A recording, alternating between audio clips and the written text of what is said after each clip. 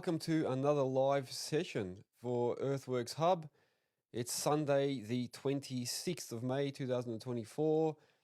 I did finally make a set time, so I've set it for 8 o'clock, and I can see by the amount of people attending that it's definitely much better than doing it earlier.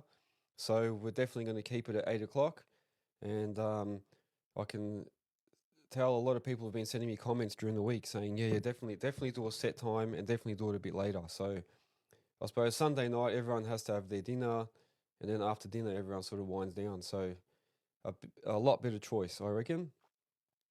So yeah, thank you again for joining.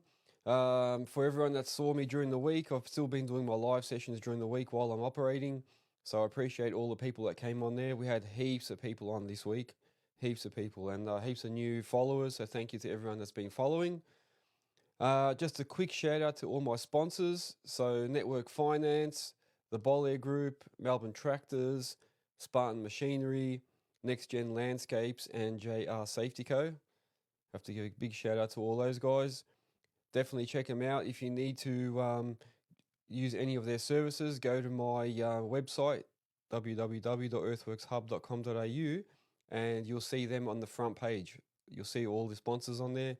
So if you need any of their services, definitely go on. If you need any other Earthworks services, also go to earthworkshub.com.au, and you can look through all the business listings on there and use their services, because if you want to support Earthworks Hub and support each other, definitely do that. And also put your businesses on there. So I know I spruik it every week, but definitely make sure that you go on and list your businesses on there so we can all use your services, yeah?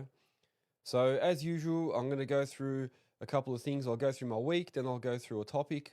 And this week's topic, you will want to hang around for this topic because I reckon it's a good one.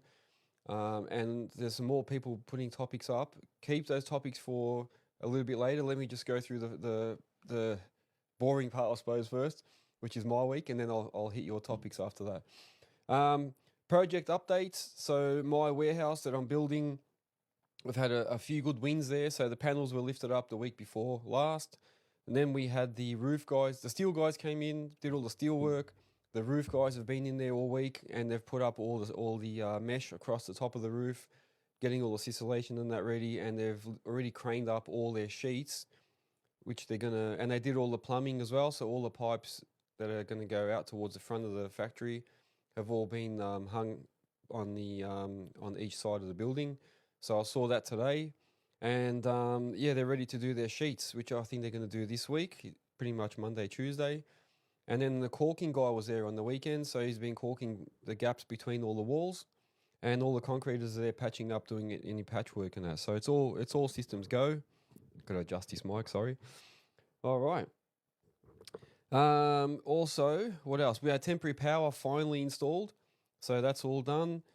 And then what else was there? The roof plumbers, steel work, yeah, installed the mesh, caulking. Yeah, well, that's basically it for Spaldings, and there's going to be a few other things after that. We've got window guys coming out to do their measurements and all this other stuff. The basement job, so most of you have been watching me work there during the week.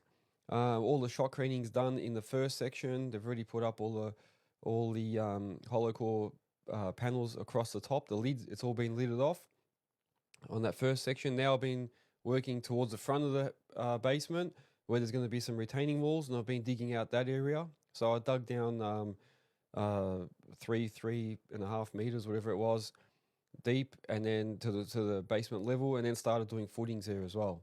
So now I'm doing footings for those retaining walls, and then this week we're going to be doing all the plumbing work in the front section, and that's going to be where the actual house is going to sit on, all around that lift shaft. So thank you to everyone who's been following me during the week. We had a few good laughs on there. Had the builder there breaking my balls, following me around and getting me to cut 5 mil, 2 mil, 3 mil. And everyone's having a bit of a laugh, which is it's good to see. It keeps my day going. I love these live sessions during the week. It makes my day go a lot quicker. People will bring up topics like we do here, and then we just casually talk about different things.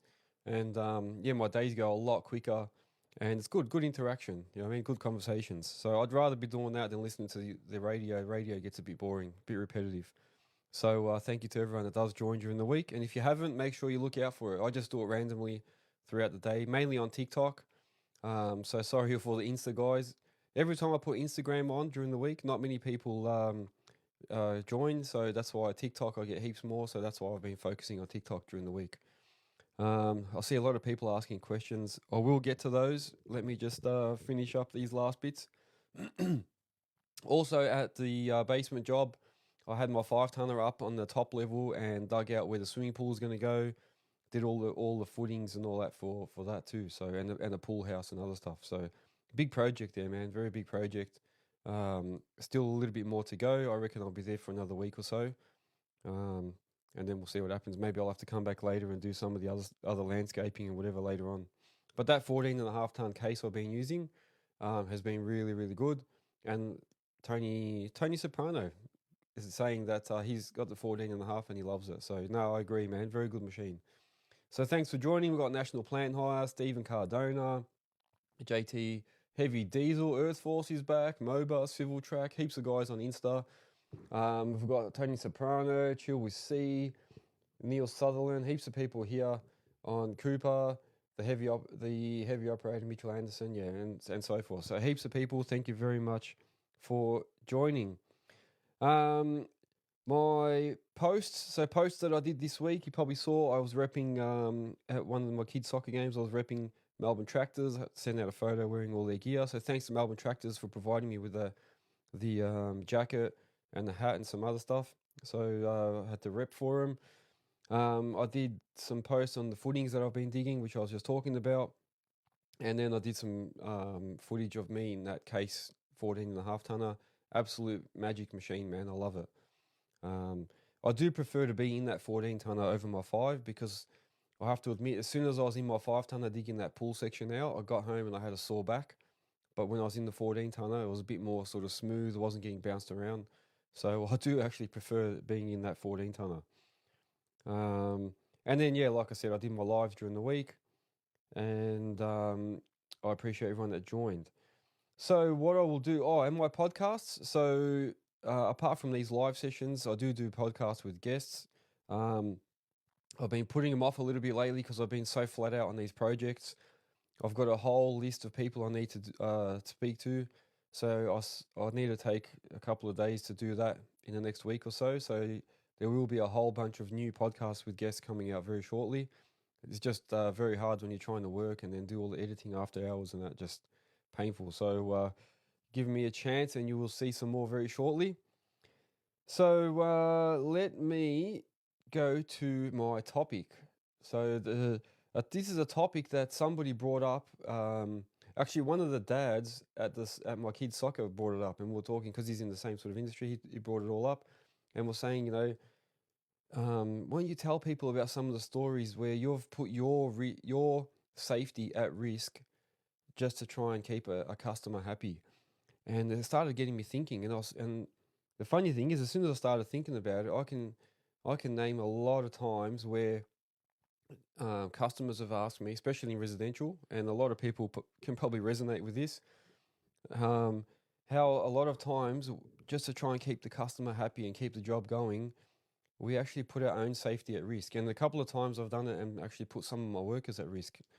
And I don't know what it is. I suppose it's in that moment you want to keep the customer happy and you want to try and get more work from them and show them that you're willing to do stuff for them. So you take that extra step. But a lot of times you don't actually think about what the risks are that are involved and how you could risk killing yourself. You could kill yourself or get severely injured as a result.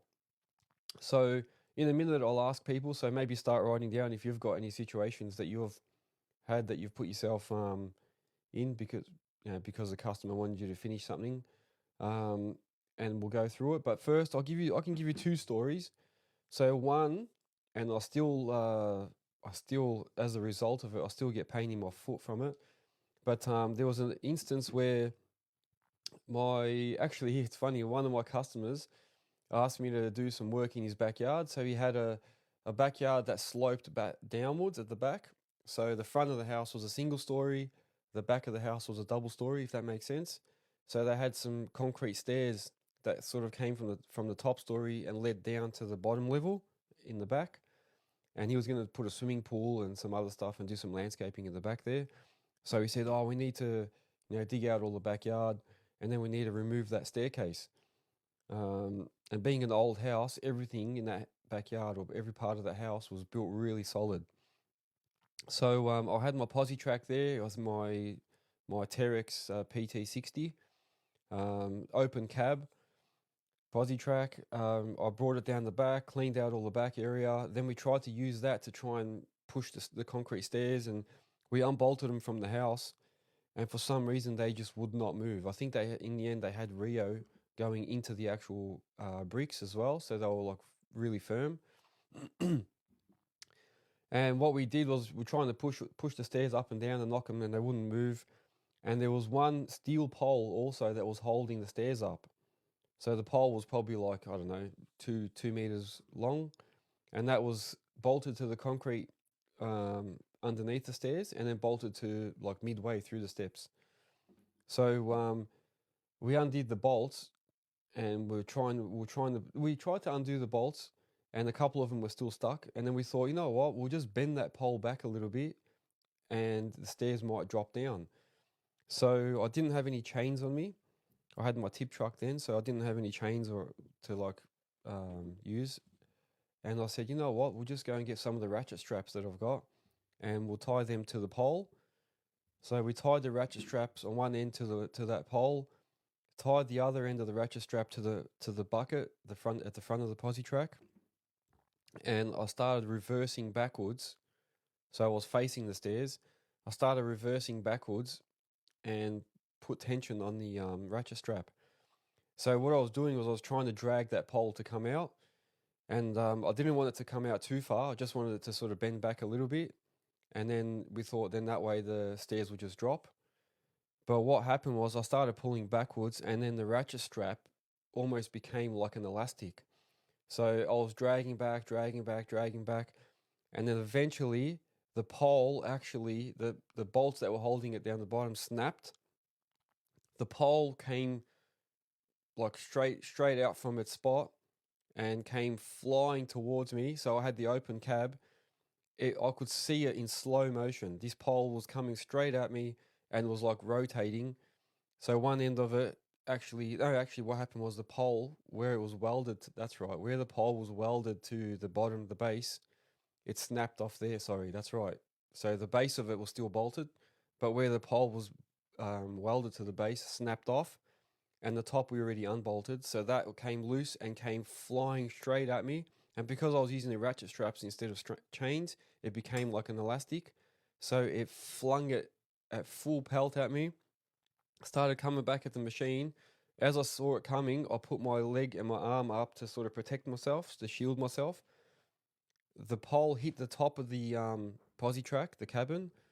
Then the bottom of the pole spun into the cabin, hit my foot in my, lucky I had my work boots on, and hit my foot on the side of my just under the ankle on my right leg, and went and stabbed under the seat in that little like the gap under the seat, and stabbed and pierced straight through the steel that was holding the seat, and it was sticking out of the cabin. The customer thought from the outside it looked like it stabbed me straight through the stomach, and he was expecting to see me as he came running to see what happened. He was expecting to see that thing piercing straight through my stomach. I felt my foot aching, but just because of the adrenaline, I sort of stood up and sort of got out of the cabin. And we were amazed to see that the pole actually pierced under the seat and went straight through all the thick metal under the seat, and into the sort of underneath that little it's like a little empty chamber under the seat. And then I started feeling my foot aching. And as I looked down, the actual pole had ripped through my boot and actually cracked my foot. So the steel actually cracked my foot, and then it bounced off and actually hit into under the seat cavity. So I ended up having a broken foot. So that, as a result, I had a broken foot, and the machine had to get it all repaired. It dented the top of the cabin, and the stairs didn't come down. Amazingly, the stairs are still there. So yeah, all in all, I could have ended up a lot worse. So that could have actually pierced me through the stomach, could have pierced me straight through the shin. It could have been a lot worse. Luckily, it just bounced off my foot and actually went in under the seat, in the seat cavity, under the seat. So the lesson for me there, one, definitely do not try and pull something towards yourself, like reversing back and with the cabin facing what I'm pulling, because that just will come straight at you when it comes loose eventually. It'll come straight at you, which is what happened to me. Secondly, do not use ratchet straps because they become like an elastic because they're not solid. Like a chain would be just solid. I think with a chain it might not have done as much damage, but with the ratchet straps it became like an elastic and just came back at me. It just flung it, and I think it sped up. It sped up how fast it was going to hit me. So that's just one situation where where I can definitely say I was very lucky that it didn't come out worse, and it was just like a situation where I was just rushing to get the job done, keep the customer happy, and get things moving without actually doing it properly. So later on, the proper way was I told him I'll have to come back, came back with the 5-tonner and a hammer and just bashed it all out with a hammer. But to try and help in that time, in that situation, I thought I'll just get the posse and we'll just do it quick. It'll be fine. Don't worry about it. And that's what happened. It could have been a lot worse. So that is one situation where I put myself at risk. So I'll move on to another story, and then, like I said, I'll open it up to you guys. So if anyone's got examples, get ready to start writing those. And the job I'm doing right now in that basement, we've got a 3.5 meter deep basement. So they're going to have a retaining wall on the outer perimeter, and that's going to be like 500 mil away from the dirt. So there's going to be that little gap there. So when you do that gap, you need to have an Aggie pipe at the bottom of it. You need to have screenings. You need to tank or waterproof the wall. So I was doing a job for a customer, and I was there with one of my workers, and we had the same thing. We had a retaining wall. It was about 3 meters tall, 3 meters high, and we obviously dug the wall back about 500 mil to leave a little bit of a gap between the wall and the soil. And then his labourers didn't turn up, so he was like, "Oh, can you guys just help me out? Please, just get in there and just dig." We had a little bit of excess dirt in there, so he wanted the Aggie pipe to be lower than the rebate of the because we did like a little concrete footing. He wanted the Aggie pipe to be under the footing, so we had to go in, clean out some dirt. So I went in there with my worker, both of us in there, in a 500 mil gap. It might have even been a little bit less. This thing was 3 meters high, and we're working away in there digging and stuff, and soil was sort of falling in. All this time, the builder never came in there. He just stood up at the top watching us. But it never occurred to me. I was just trying to get the job done. We got in there, we started digging it all out, and then he said, "Oh, while you're in there, can you guys just run the Aggie pipe for me as well? Since my labourers aren't here, I'll just keep paying it, just keep going." So we ended up staying there. Thanks for following, William. And then we continued the job. And then we finished everything, got out, got the machines, started loading everything back onto the truck, and then we heard like some sort of we heard like movement or something. Like it almost sounded like not an earthquake, but we just heard some noise from the behind the house that we were working on. So we went to go have a look, and half of that soil that was behind the retaining wall came loose and fell in and filled in all that gap where we were just standing. And in my head, I just thought, imagine if we were still in there and that happened while we were in there. We'd be dead. We'd be finished. That's a 3 meter high wall with soil on the other side of it. So imagine a little 500 mil gap, and we're walking in there, and all that dirt just collapsed in. We'd be dead. We're finished. And in my head, I just thought, I just went in there, and I made my worker come in there with me. And he even said to me, "I don't think this is right. We shouldn't be in here." And I said to him, "Oh yeah, I know, but we'll just get it done quickly and we'll go." Just getting it done quickly and go, it could have been the end of both of us. So imagine if I just got out and he was still in there, and then that collapsed, and I'd have to ring his wife and tell her that I told your husband to go in there, and as a result, he's dead. So, and then I thought, well, this builder was just up there the whole time watching. He never actually got in there with us, and I thought that's because he was thinking, "Oh, these guys are are idiots. They're going to go in. So just let them go in. So there's a lesson in there. I think for me, definitely, I would never ever do that again. And the job I'm working on right now, I know it's going to be the same thing. There's going to be a small gap between the wall and the 3 meter wall and the dirt. But I am not going in there. I can tell you that. That is definitely not for me. So that is 2 stories where I can say to try and keep the customer happy. I went beyond what we're supposed to be doing, and as a result, could have ended up dead or severely injured. So there's a lesson out there for everyone. Do not do any dangerous things. Even if you think, oh, I'm just going to be in there quick, especially that all that dirt caving in, that could have been that could have happened after 5 minutes when we're in there. So yeah, definitely lessons in there for me, and definitely lessons for everyone else. So I hope everyone takes something out of that. So yeah, so that's my topic. I've got another one here which I can say if people are still riding. Actually, I'll tell you that one quickly as well. I can see some questions now coming through.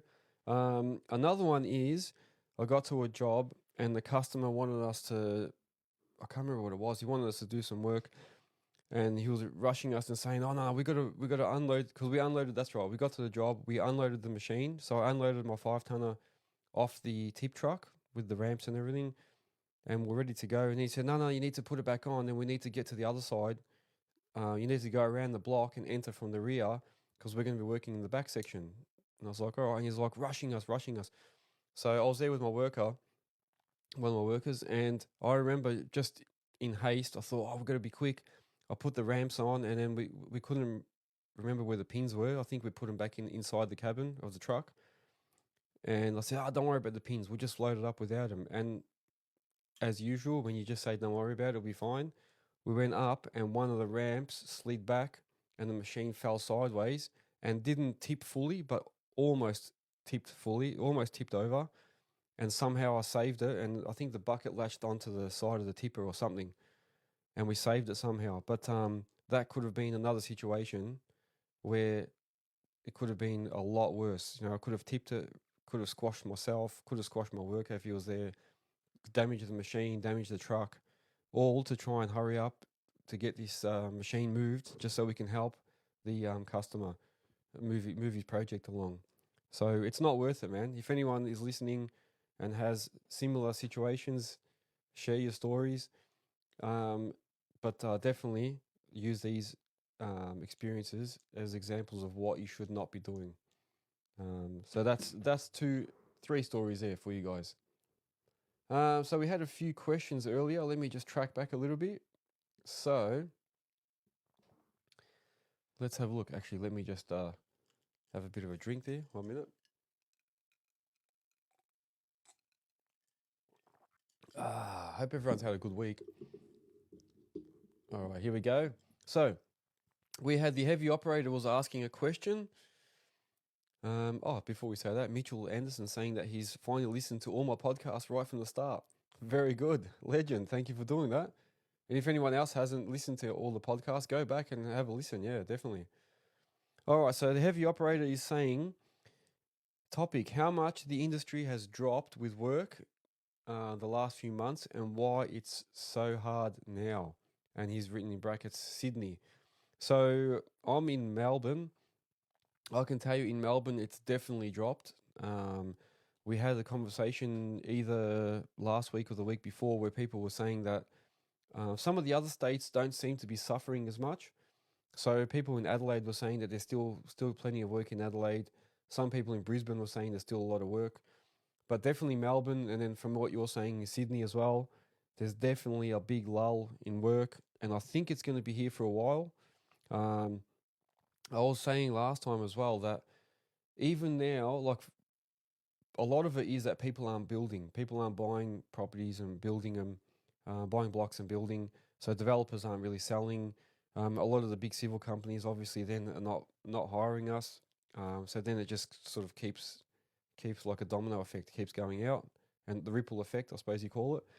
So even if people do gain confidence, we have a few rate drops and people start building, again, it's going to be a while before that happens. So they're going to have to buy the blocks, then they're going to have to wait till they're released, get plans made, build the house. So that takes months.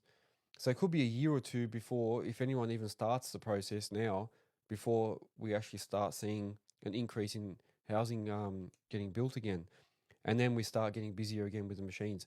So I think it's going to be like this for a while. So we need to all really dig in, try and make as many savings as you can, try and build yourself a bit of a buffer, because I think it's only going to get worse, man. And if you've got workers and that, I said this last time, my hat goes off to you, because it's gonna be tough, because you're gonna have to keep paying your workers whether you got work or not, and yeah, just find ways to sustain things, because don't keep buying stuff and all that at the moment, because you're just gonna get stuck with it. So I'm seeing a lot of machines up for sale now. You look at Facebook Marketplace, there's heaps on there for sale, even on the construction sales. A lot of people are putting their machines up for dry hire. There's a lot of people saying that they're just operating now, asking if, even if they're parking up their machines and operating for other people. So there's a lot of stuff happening that's indicating that it's just going to get worse. So yeah, definitely, there is a big slowdown in the industry, and even maybe some of the big major projects are slowing down. So I don't know, it's tough. It's tough. And now we're coming into winter, the wetter season. A lot of guys in Queensland are suffering. They're getting heaps of rain up there. So yeah, it's gonna be a tough probably year, I reckon. Yeah, I estimate it's gonna be a really tough year. Who else was there? So Neil Sutherland was asking if Case are a good excavator. Tony Soprano was saying that he's got one, a 14.5, similar to what I've been using. I think they're good. I haven't had any bad experiences with Case. Every Case machine I've used, so I've had a 5.5 I've used a 5.5 Case, a Case Positrack, a Case 14.5, a Case 13 with a 130B, whatever it was, and even a Case 23 tonner and a Case 30 tonner, I think I used, or 35, and always good machines. So nothing wrong with them. I think they're awesome. And yeah, someone was saying here that they are a Sumitomo in disguise, so they're very good. Somebody else wrote, so let's have a look. Here we go. So WF Slashing is saying, is there a high need down south for long-term council contracts, or is it more in-house in Melbourne? For the council contracts, I've got someone that does a lot of contract work for them.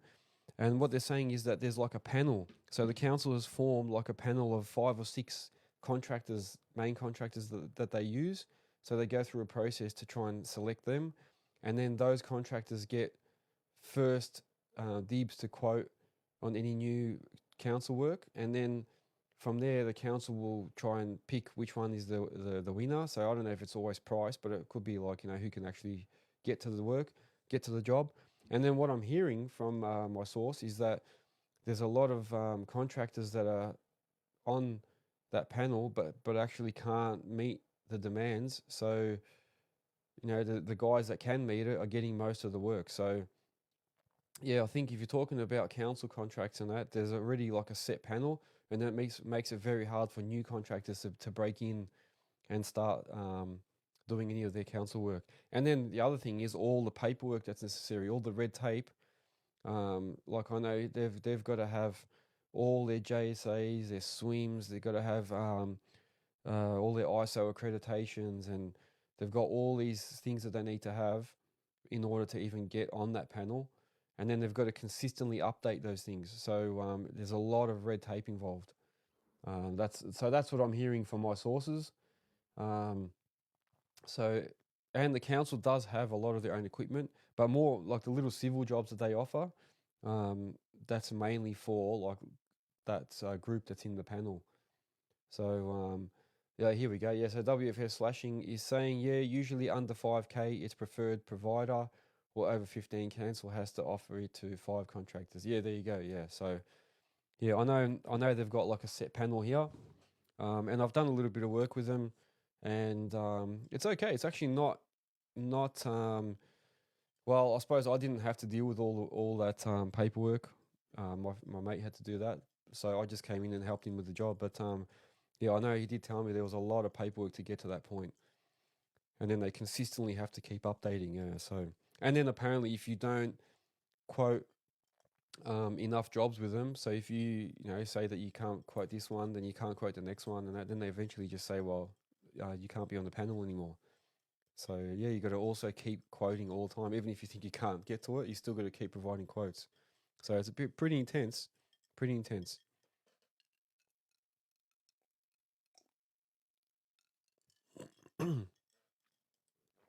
Ah, I tell you what, that's good on a Sunday night. All right, so yeah, so there you go. So yeah, the council contracts, yeah, definitely more sort of niche. You know, you got to be as one of those panel members. What else was there? So any questions here? So the TikTok guys are all asking. Anyone from Instagram got any questions? Please make sure that you ask. While people are still looking or writing their questions down, I'll just remind everyone that you can buy merch and represent Earthworks Hub. So definitely go to www.earthworkshub.com.au and go to the store or go to shop in the top right hand corner, and it will take you to the store and you can buy hoodies, t-shirts. I tried to do hats. I was saying last time as well, I tried to do hats, but I need to learn how to convert a file, like a picture file, into an embroidery file. So it's a bit of a pain because they don't do just printed hats. They have to actually, they only do embroidery. So I've got to try and work that out to be able to do hats and beanies. So once I do that, you'll be able to get some of that stuff as well, which would be good for winter, I suppose. Yeah, getting the beanies. So yeah, but definitely go. You got t-shirts. You got t-shirts with the sponsors all on the back if you want something a bit more, you know, sort of with more stuff on it. Or if you like it more plain, then you've got ones with just Earthworks Hub on the front. And these hoodies they're really good too. They're warm. I wear one all the time. I love it. So they're good material, good quality, not cheap crap. The website, we've had some new listings. Let me go to the website. So while you guys are all looking at what you want to write, this week we've had, so a new business has been listed as well on Earthworks Hub, which is Graham's Earthworks, and that is in Picton, New South Wales. 1-800 Hose Van in Adelaide. And that's it. So we've had two this week. So a quieter sort of week, but two new listings on there. So make sure you guys add yourselves on there. No matter what you do, you don't have to just do specifically earthworks or excavations. You can actually be anything to do with earthworks, concreters, surveyors. You can do tree removal, pool diggers, anything. So dry hire companies, you can be selling machinery, anything like that. Even a finance company, everything to do with earthworks, you can put it on there and list it. So make sure you go on. We've got EMBE, Echuca, Moema, Bobcat Excavator Hire. So hopefully you guys have seen our podcast and listened to that. So young Jack has a question. Any workwear provider should be able to put your logo into stitches to send to the hat company. Thank you very much for the advice. I might have to go and hit one of them up, because I did read somewhere that you can buy like a program that will do it for you, but I don't know, I didn't go that much further. I've just tracked over my cable here. I might just hook it up over here. All right. No, thank you for that, Jack. Thank you so much. All right. So what else have we got? Anyone else got any feedback for the week or any other comments? Let me go back to my little notes here. Okay. Also, yeah, don't forget to go to YouTube and subscribe. So if you go to Earthworks Hub in the YouTube channel, subscribe, press the little icon with the bell on it so that you can find out whenever new videos come up. Make sure that you are following on Instagram, TikTok, Facebook. You can also join the Facebook group. So I've got a couple of plans there for any group members. So make sure that you are a group member to get some extra benefits. And like I said, there are a couple of really good podcasts that I'm working on. I've got to just line up the time, I suppose. So I think now that I'm coming to the end of this basement project, I might allocate a few days off to go and just catch up with these people and finish off a whole bunch of them. So look out for that. What else? We had a few good topics last time. We had, you know, tilt hitch versus tilt bucket. Then we had rubber tracks versus rubber pads. Anybody else want to ask or set up like a discussion? What do you want to talk about?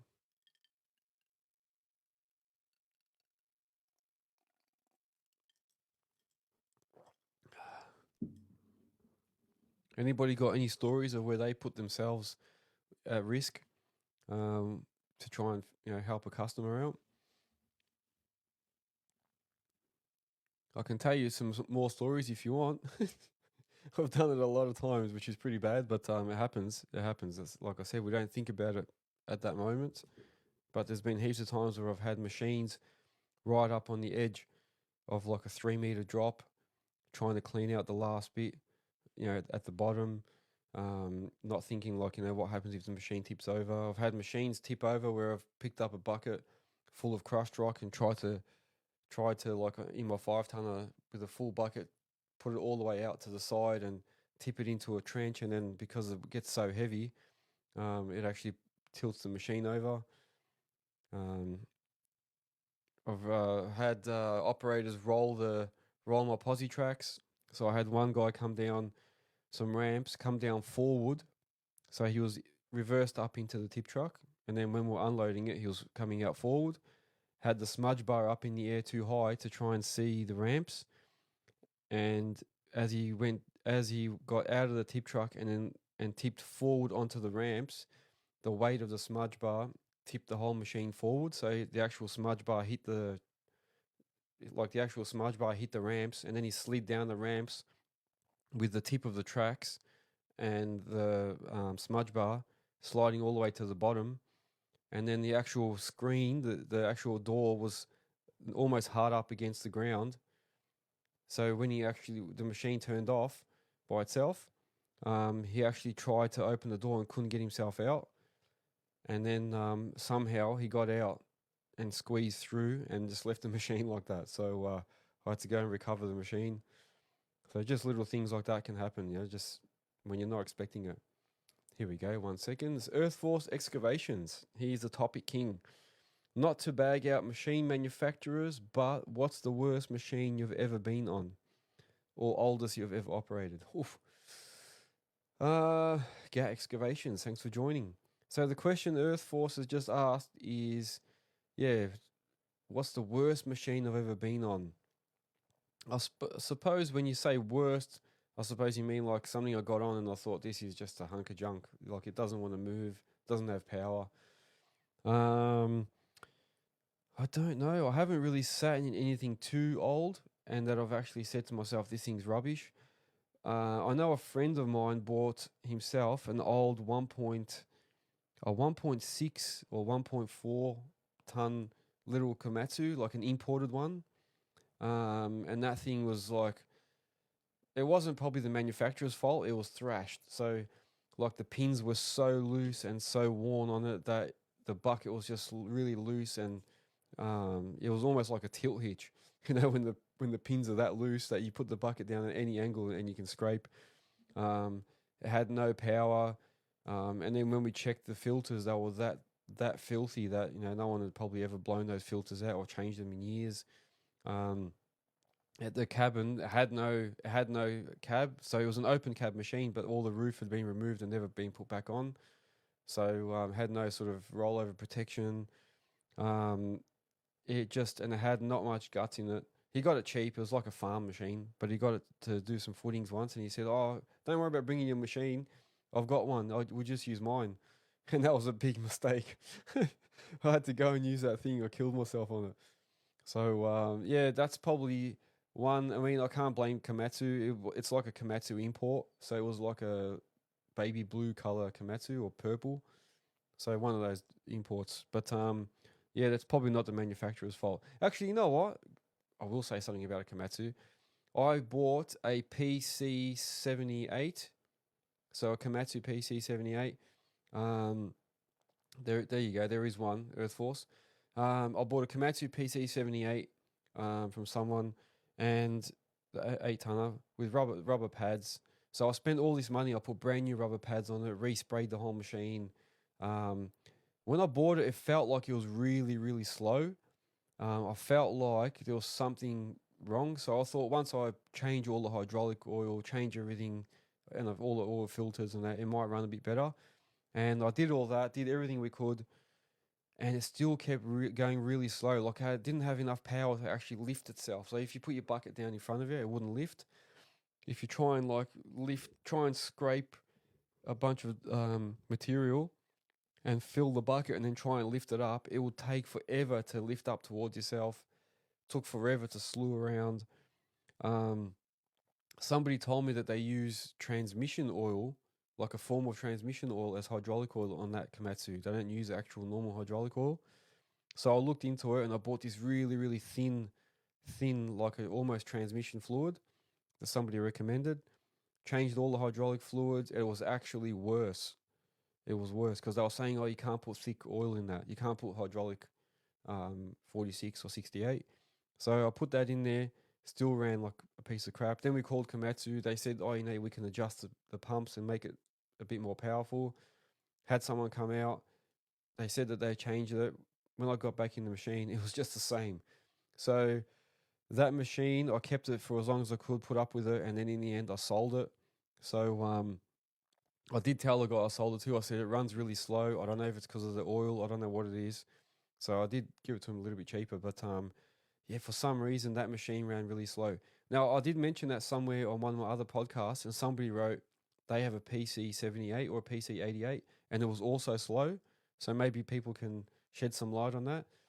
But yeah, Earth Force. I think that little Komatsu import, probably not so much the machine's fault. Probably just whoever operated it in the past let it all go. But as for the Komatsu PC78, I found that really, really slow. Like, not enough power. For an 8 ton machine, my 5 tonner would run rings around that. It was just very, very slow. So, and gutless. So, yeah, I don't know. Hopefully, you guys um, can shed some light on that. Has anyone used a Komatsu PC78?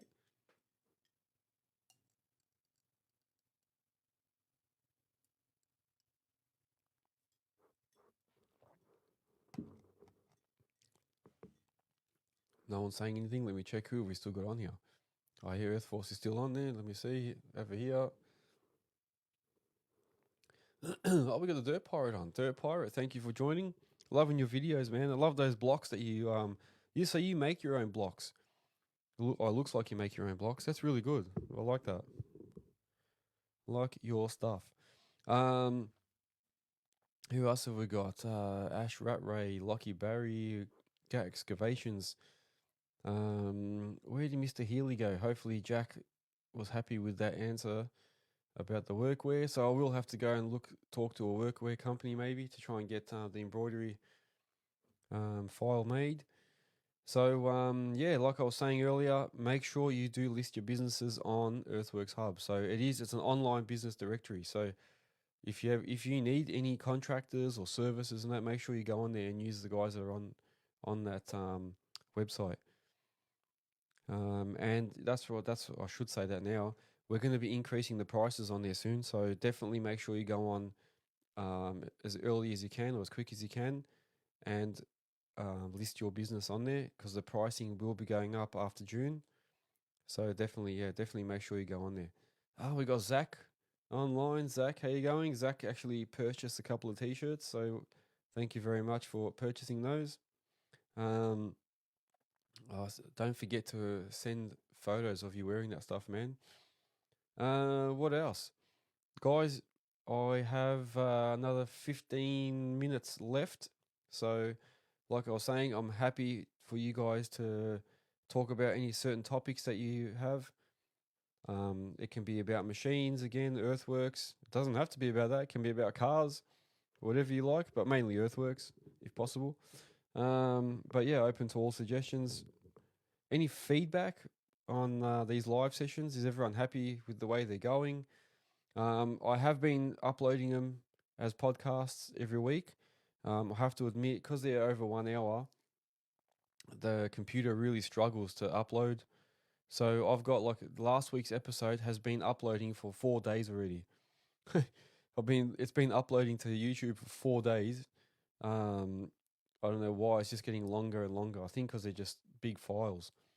And I've been trying to work out ways to try and do it a bit quicker, but it's just very, very slow at downloading or uploading, I should say. Okay, so yeah, like I said, I'm happy to keep going. If we don't have any more topics, I'm happy to end it here. I just want to make sure everyone knows it's 8 o'clock now every Sunday. So I've set the schedule on Instagram, TikTok. I couldn't work out if it does let you do a schedule, but I couldn't find it. If anyone knows, let me know if there's a schedule that you can set. But definitely make sure that you do tune in 8 o'clock on Sundays. Like I said, it's just going to be for an hour, a chat about the week, and then a topic, and then I do open it up to you guys as usual. So I do look forward to these events. Also, make sure that you join me on my weekdays as well. So I do live sessions while I'm operating during the week, and yeah, we do. I actually have a really good laugh during those sessions. Um, I hope everybody has a good week. I might wrap it up then. Make sure that you guys are keeping safe. So use some of my stories. Keep those at the back of your mind when before you do something for one of your customers. Make sure that you're not putting yourself at risk, or your workers or anyone else on site, because sometimes we can forget about that. Oh, we got Steve Stoikovsky. Steve Stoikovsky. That's how I say it during the week. He's saying, "Tell me you finished that shale job." I wish I could tell you I finished. It's just getting worse. Now they want me to stay there and do the plumbing. So I will be scratching this week. So join in and watch me scratching again, and watch my customer break my chops for 20 mil here, 20 mil there. Steve joins me during my weekdays and has a bit of a laugh. The material that I'm working with in that basement is so solid. It's full mudstone or shale clay. It's so solid that I'm using the ripper, and I'm using tiger teeth, everything I can to try and break through this material. And eventually it does, but it's just a process, a big process. So yeah, no, unfortunately, Steve, I have to go back there. So yeah, you'll see me tomorrow. Tomorrow I'll be loading out trucks. We've got a couple of trucking trailers again. And then while in between that, so the customer, it's not enough for me just to be loading. In between that, I've got to be digging for the plumbers and digging those footings, and and loading trucks. Yeah, it doesn't stop, man. Yeah, my favorite job. Yeah, Steve saying it's my favorite. So yeah, no, I look forward to seeing you during the week again. Guys, I am gonna wrap it up. It seems a little bit quiet, so I don't want to just babble on. If there's anything else, let me know. Otherwise, forever hold your peace.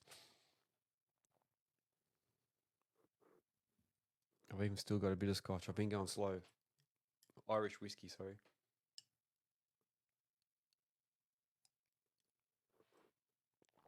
Ah, all right, guys, I'm gonna wrap it up then. Yeah, I wish you all a safe week. Be good, and I'll see you all on next week's episode. Take care, guys.